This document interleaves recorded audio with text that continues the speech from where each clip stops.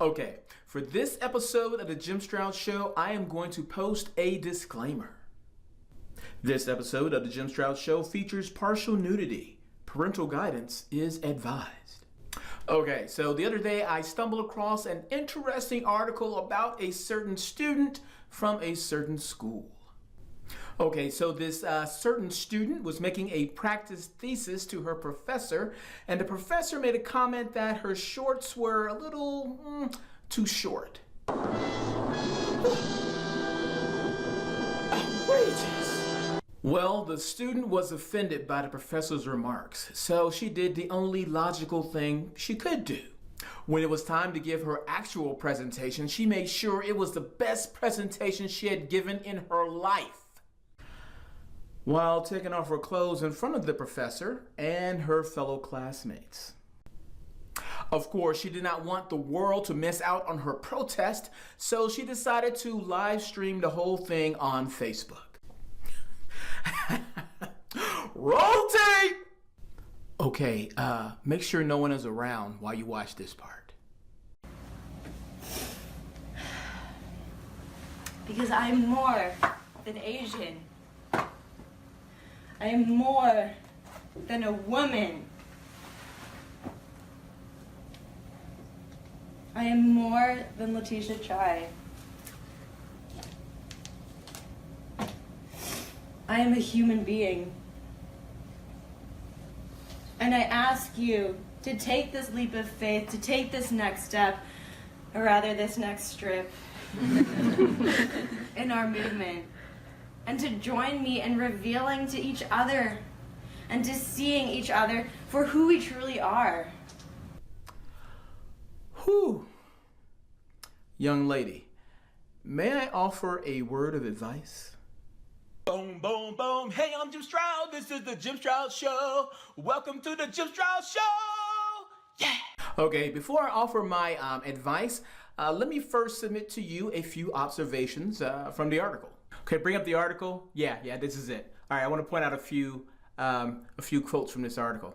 All right, so here's the first quote. It says, scroll down. Yeah, Ms. Chai said that some students in the class were also surprised by the teacher's comment, but one international student agreed with the teacher and told her she had a, quote, a moral obligation to dress more conservatively in respect for our audience.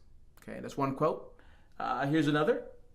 Following the incident, 11 of the 13 other students in the class issued a statement saying that they supported Ms. Chai's commitment to the cause of women's rights, but did not agree with her recollection of the events. This is my favorite quote. The students described their teacher as an outstanding member of the university and a gift to Cornell. Okay, now I'm going to give some unsolicited and hopefully not unwelcome advice to Ms. Chai and to anyone else who may be snowflake similarly inspired. Okay, to the best of my recollection, business attire is required when presenting a thesis or doctoral discussion. And while I respect your right to protest, I think you were out of line and that your professor was most likely not trying to ostracize you, but prepare you for the real world where employers expect a certain level of professionalism. Now, I discovered you from a news report, and at the point of this recording, your Facebook Live video has been seen 200,000 times. Congratulations, you've gone viral. Now, because of that viral video, future employers now have something more to consider should they think about you for an employment opportunity. Now, if it's any consolation, you're not the only person in the world who's ever done something questionable on social media and as a result limited their career options. Here are just a few of a long list. After an interview at Cisco Systems, Connor Riley confessed in a tweet that she would hate the job but relish the fatty paycheck. Well, someone who had a lot of love for Cisco obviously saw that tweet and replied, who is the hiring manager? I'm sure they would love to know that you will hate the work. We here at Cisco are versed in the web. Ouch. Awkward. Needless to say, that person did not get the job. A Charlotte, North Carolina teacher was recommended for firing by the superintendent after making some remarks that the superintendent perceived as racially insensitive. The teacher listed, quote, teaching chitlins in the ghetto of Charlotte, end quote, in her interest section on Facebook, and I am teaching in the most ghetto school in Charlotte in her About Me section. A disgruntled employee, Talia Jane, posted about her low pay on Medium. This wasn't just any post, though. Oh no, it was a very public open letter to the CEO of Yelp. As a customer service rep living in San Francisco, she claimed her pay was so low that she couldn't afford to pay for groceries, had stopped using her heater, was balancing all sorts of debt, and spent 80% of her income to pay for rent in San Francisco. In his reply back, Jeremy Stoppelman, the CEO of Yelp at the time, acknowledged the truthful statements about San Francisco being an expensive city to live in. The personal attack towards him, however, didn't bode well for Jane, who was let go not long after. Maybe you think I'm overreacting with my advice. If so, consider this. According to a new Career Builder survey, 70% of employers use social media to screen candidates before hiring, which is up significantly from 60% in 2016.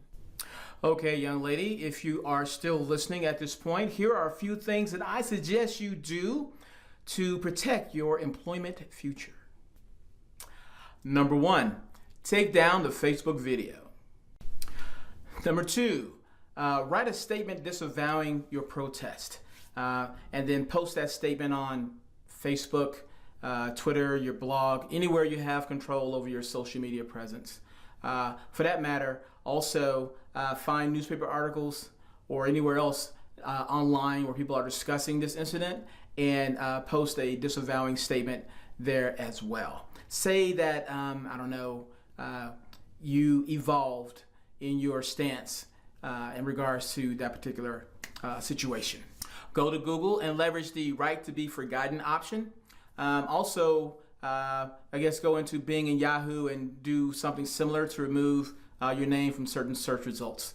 I'll post a link in the video description on how you can do that. Do you have a middle name? And I ask that because going forward, you may want to consider using a variation of your name as a way of distancing yourself from that incident. Let's say, for example, let's say your middle name is, May.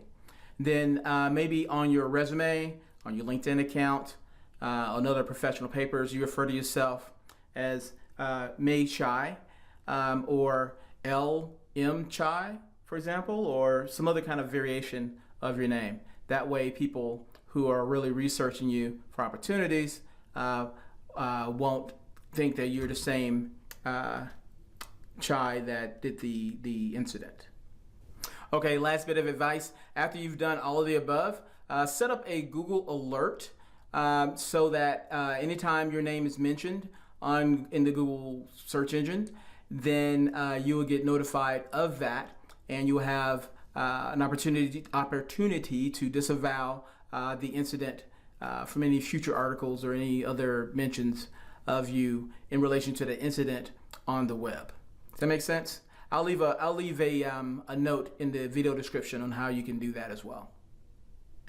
Now, with all that being said, and you decide not to heed to any of my advice, then I say good luck to you, because chances are you will never know how many opportunities you have missed out on because a recruiter or a hiring manager researched your background, saw the incident, the protest, and decided not to move forward with you or even contact you or consider you for anything inside of their company ever.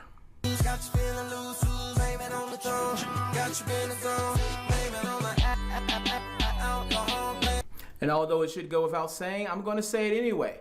This episode of the Jim Stroud Show was produced with no malicious intent whatsoever. I truly am trying to help.